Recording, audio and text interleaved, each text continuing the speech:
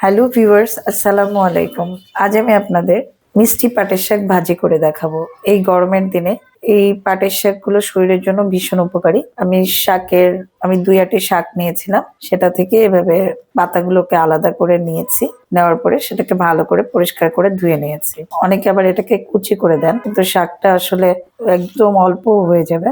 আর এটাতে শাকে ব্যবহারের জন্য আমি ৪ কোয়া রসুনকে থেতো করে নিয়েছি, আর একটা পেঁয়াজ কুচি করে নিয়েছি, ৩-৪টা কাঁচামরিচ এভাবে ফালি করে নিয়েছি। এবার আমি ভাজি করছি। শাক ভাজির জন্য একটি কড়াই নিয়ে গরম করে সেখানে আমি অল্প একটু তেল দিলাম। এই ৩ টেবিল চামচের মতো তেল দিয়েছি, কারণ শাকটা খুবই কমে যাবে। তেলটা গরম হলে আমি তার মধ্যে প্রথমে রসুন কুচি দিয়ে দিলাম। রসুনটা একটু ভেজে নিয়ে আমি পেঁয়াজ কুচি দিয়ে দিলাম। প্রথমে রসুন দিলে ফ্লেভারটা অনেক বেশি সুন্দর হয়, তখন খেতে বেশি ভালো লাগে। পাটের শাক শুধু এভাবে খেতেও বেশ ভালো লাগে। পাটের শাক ভাজি, পাটের শাক মানুষ অনেকেই অনেকভাবে খান। আমি একেবারে সিম্পলি ভাজিটা দেখিয়ে দিচ্ছি। এবার মরিচ দিয়ে দিলাম, তারপর পরে আমি শাকটা দিয়ে দিচ্ছি।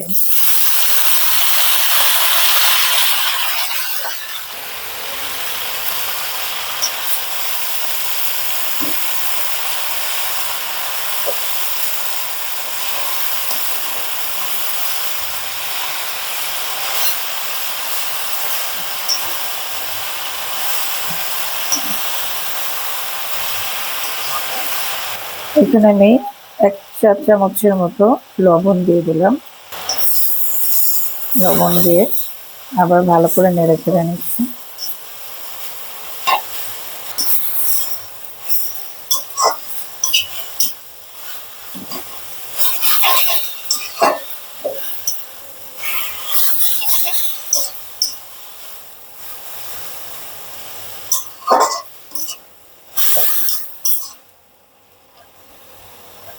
এবার একটু চুলার আঁচটা কমিয়ে আমি কয়েক মিনিটের জন্য ঢাকনা দিয়ে দিব। ঢাকনা দিয়ে দিচ্ছি। আমি ৪-৫ মিনিট পর ফিরলাম। দেখুন একদম সেদ্ধ হয়ে পানি বেরিয়ে শুকিয়ে গেছে প্রায়। এখন আমি একদম ভাজা ভাজা করে নেব।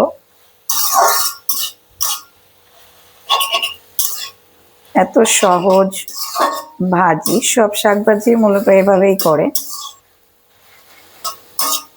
কিন্তু এটা শরীরের জন্য যেমন উপকারী, খেতেও খুব মজাদার।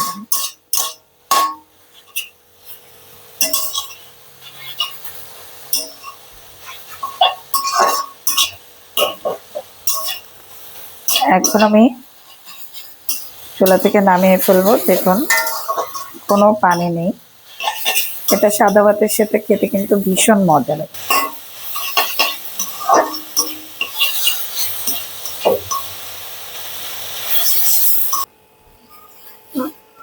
দেখুন নামিয়ে ফেলছি। যারা শাকসবজি খেতে পছন্দ করেন তাদের এটা খেতে কিন্তু ভীষণ ভালো লাগবে। কত সিম্পলি এটা তৈরি করে ফেললাম। আশা করি আপনাদের রেসিপিটি সহজ এবং ভালো লেগেছে।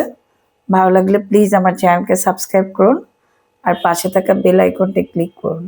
আর যারা ইতিমধ্যেই সাবস্ক্রাইব করেছেন তাদের অসংখ্য ধন্যবাদ। সবাই ভালো থাকবেন। আল্লাহ হাফেজ।